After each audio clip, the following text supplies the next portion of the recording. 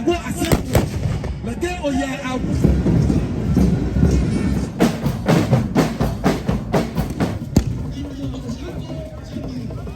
26.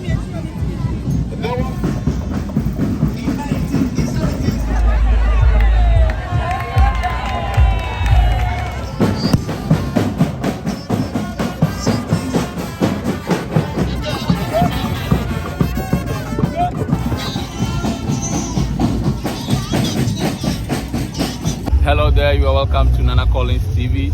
Today we are here at Ada4 to be precise, Big Ada, and we are here to explore the Asafotufiam Festival 2025. This has been one of the festivals that I've always wanted to come and witness and learn for myself. And today we are here to give you a coverage and to learn. There is so much to learn today. And so today we should expect beautiful cultural display from the Ada people. I'm very much happy to be here and I'm happy to learn everything about the Asafotufiam Festival, and I know you are also ready to listen and know the meaning and the reasons and the rationale behind the Asafotufiam Festival. So if you are ready, let's go there and enjoy, learn, explore ourselves, immerse ourselves in culture, immerse ourselves in the way of life of the people of Ada. If you are ready, let's go there and then witness the Ada Asafotufiam Festival. Thank you. Thank you.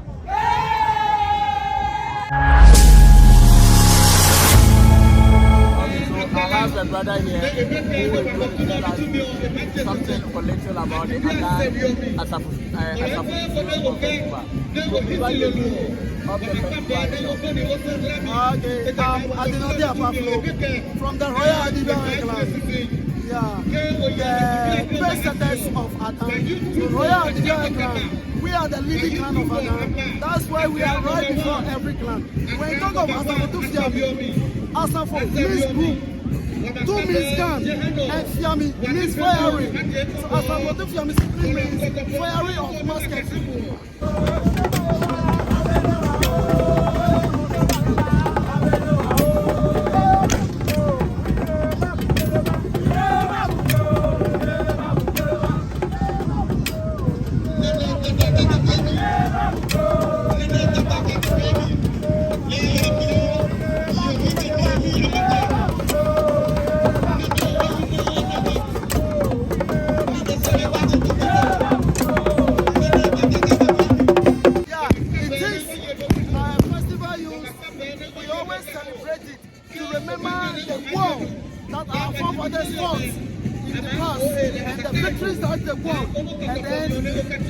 Today we have a state called Adam. It is through the wars that they fought and the victories that they won that make us a state today. That is why we are celebrating the 88th anniversary of Asafotufiam Festival. So here I was trying to ask and find out who are these ladies who are playing brass band and carrying some ships and other things. And he was trying to tell me that these are Ada youths, that they are natives of Ada who live some in the diaspora and other places. And so when it is time for the festival, they come together and they represent the various Asafo groups that were involved in the wars, Ada wars, and I'll explain the wars later. And so the Asafotufiam Festival is celebrated by the Ada people to commemorate their ancestors and the bravery shown during their several wars to protect their lands. So at the festival, events include the reenactment of battles and rituals in honor of these warriors who fought to protect the land of the Ada kingdom. Now, one of the most important wars fought by the Ada was known as the Katamanso War or the Dodowa War, fought in 1826. Now, the Ada people fought in the Katamanso War of 1826, and in this war, several tribes united with the British fought and prevented the Ashanti's domination of the coast in 1826. And these tribes included the Ga, the Achim, the Fanti, as well as the Ada people. So in the 1826 war, the Ada people joined other tribes like the Ga, the Fanti, and the Achim, and they joined these tribes to fight Ashanti, to ward Ashanti off from dominating the coast. Don't also forget that in this war, these local tribes were aided by the British. And so the British supported these tribes with some soldiers, and then they fought the Ashanti people in order to ward off the Ashanti. Now, let me give you a brief background to this war of 1826, the Katamanso War. So, the Ashanti king, or the Asantehene at that time, was Osei Yaw Akoto at that time. Now, the Asantehene was furious at the Adangmes for aiding the Fantis in the Battle of Nsamanko of 1824, and therefore proposed to punish them. He decided to pursue them even if they escaped into the belly of Kanfra, a small flat fish. So there had been a previous war in 1824 known as the Nsamanko War, where the Ka people supported the Fantis in that war, and therefore Nana Osei Akoto decided to punish the Ga Adangmes for supporting the Fantis. So on 7th August 1826, the war began, also known as the Battle of Dodowa. However, Osei Akoto met a coalition of other indigenous forces allied with the Ga Adangmes of Pram, Ningo, and Ada people under their monarch, King Tekikomi.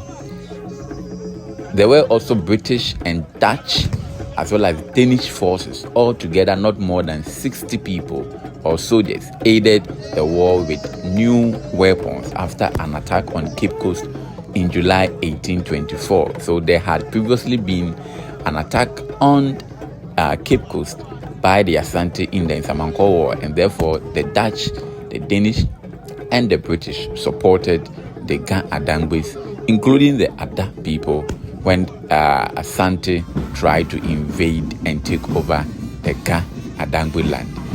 The Asantehene amassed an army of 40,000, an alliance of British with Ga Adangmes, Fanti, Denchra, Akwemu, and Achim at Katamanso near Dodowa faced the Ashanti army. The Achims were led by Ochihene Nana Efia Dukua, the only woman ruler of a major state. Interestingly, the king that led the Achims was a woman, Nana Efia Dukua. Let's continue. But the Allied forces fought gallantly and overcame the Ashanti army with a devastating victory, which paralyzed the Ashanti Empire and was a factor in the loss of its former glory. All right, this contributed to the British power and prestige rise on the coast. The Ashanti held their position for 9 hours, from 6 a.m. to 3 p.m., and Ashantis were defeated in this war. And interestingly, let me address this. Some people are quick to brand some tribes as traitors, mainly because these tribes form an alliance with the British or with other European powers, to fight back other indigenous tribes, for instance, the Ashanti people. And so people are quick to brand these tribes that formed an alliance with some Europeans, being the British or the Danish, as traitors. And I do not agree entirely with people who have that perception that those tribes were traitors. Because when you study the history, you realize that Asante was at a point at her greatest, power, military strength, and they were attacking various tribes and taking over their lands, making these tribes become a vassal state to the Asante Empire. Asante dominated virtually majority part of the country, Ghana, at present day. And so I don't think that if you are a less powerful tribe, you would sit there and watch such a powerful tribe as the Asante, who have been conquering other states, to come and take over their lands, I mean your lands, and make you a vassal state. I don't think that any tribe in their right sense, or any leaders of any tribe in their right sense, would sit there and watch Asantis all the way from Kumasi come to the coast, just defeat the Gans or defeat the Ada people, and then make them a vassal state. And you think that these tribes will sit there and then look on unconcerned? No. So the only solution to them that can help them, because they are less powerful tribes, they are not that much strong, because in those days your army size, depending how powerful you were, and Asante would always tell you ukum apema apembeba, and the Ada and the Ga and those states did not have those apem soldiers, thousands of soldiers. They never had. And therefore, if these people are joining forces with other powerful people in order to protect their land, I don't find that as traitor, or I don't see that these people have betrayed Ghana. They never betrayed Ghana. They never betrayed their country. They were only joining forces with these foreign powers in order to protect and secure their land from being dominated by a very powerful kingdom within the forest region of the Ashanti. And so that is a bit, interesting story or history about the Ada people and their wars with the Ashanti.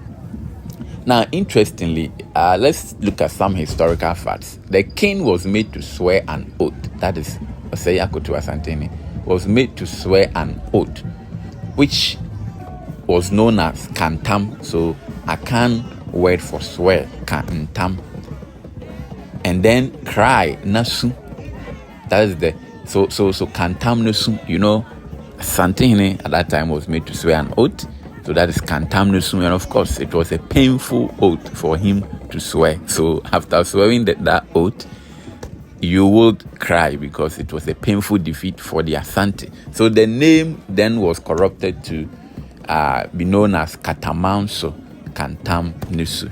Again, the hairstyle worn by the Ashanti women called Jise in Crime, except Accra, Jise in Crime. So during the war, the kind of hairstyle that the Ashanti women wore was called Jise in Crime, except Accra. And this word was vulgarized and as what? Dancing crime. So Jise in Crime became known as dancing crime. And this was introduced by the Ashanti to mourn the people who were killed, the Ashantis who were killed in the Katamanso War of 1824. So during this Asafotufiam Festival, there is a reenactment of how bravery, how battles were fought, and also rituals in honor of these Ada kingdom. All too soon, it's been a very exciting day, and I know that you have enjoyed the video. You have been educated on the Ada Asafotufiam Festival. Do not forget to share, like, and subscribe to this channel.